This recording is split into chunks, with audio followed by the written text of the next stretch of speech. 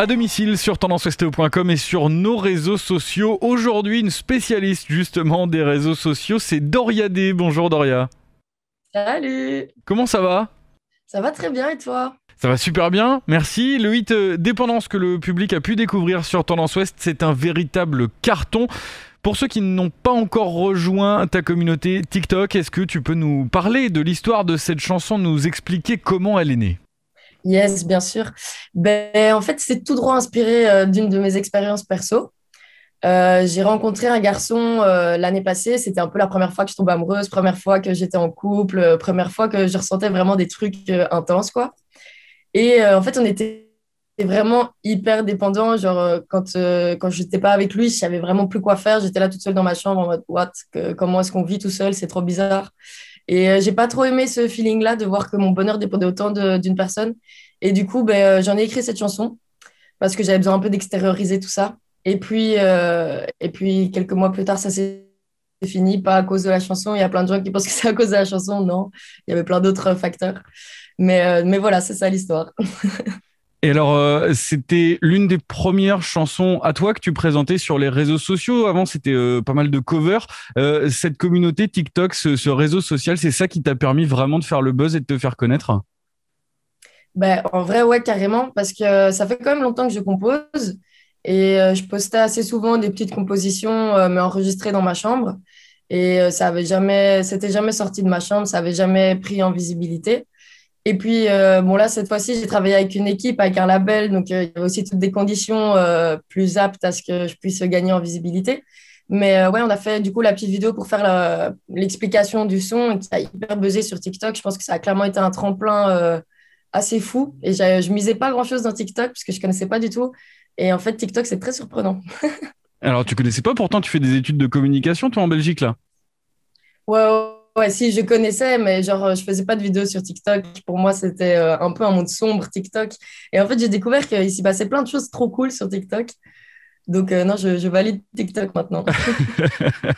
La musique, toi, c'est quelque chose qui te suit depuis longtemps, depuis toute petite.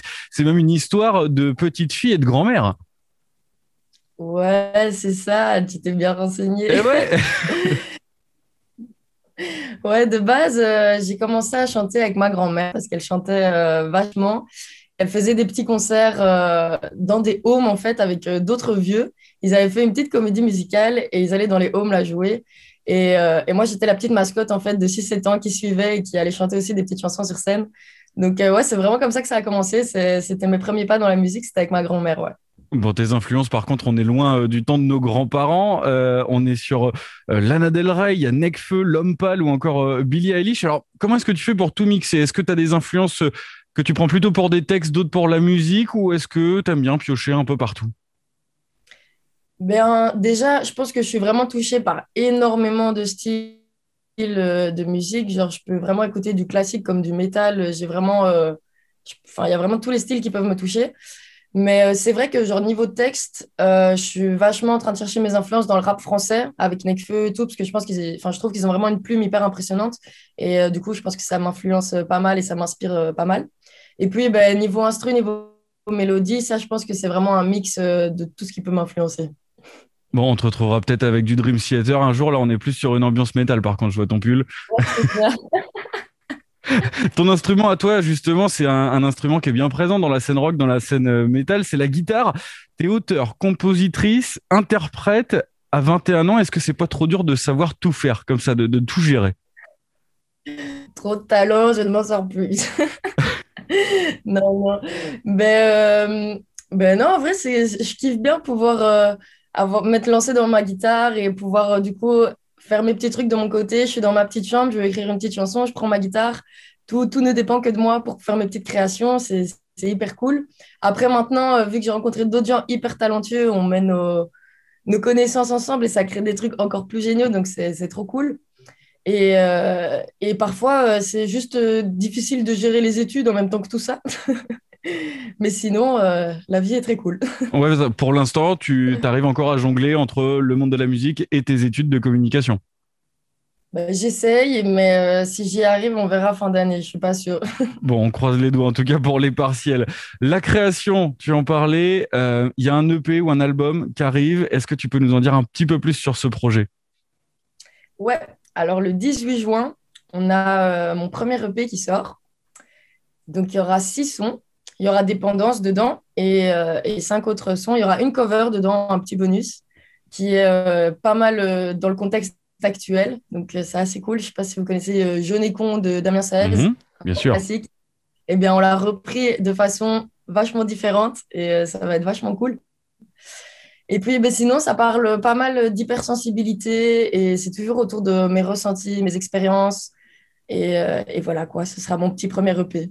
Bon, ben, on a hâte de voir ça. On le rappelle, le 18 juin, hein, c'est ça la date de sortie. Ah ouais. Bon, il y a la scène aussi, tu as eu l'occasion déjà hein, de faire quelques concerts, des jolis festivals.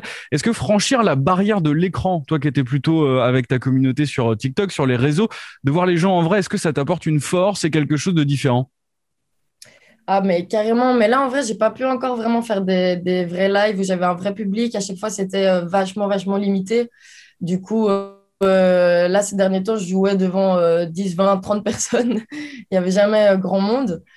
Du coup, ben, je suis vraiment hyper impatiente de pouvoir mettre un peu des têtes sur ces grands chiffres que je vois, parce que là, ça reste hyper abstrait, parce que je vois plein de grands chiffres. On me dit que c'est trop ouf ce qui se passe, mais au final, j'ai pas encore un vrai partage qui se fait. Donc, je suis vraiment hyper impatiente que les lives puissent reprendre de façon normale, quoi.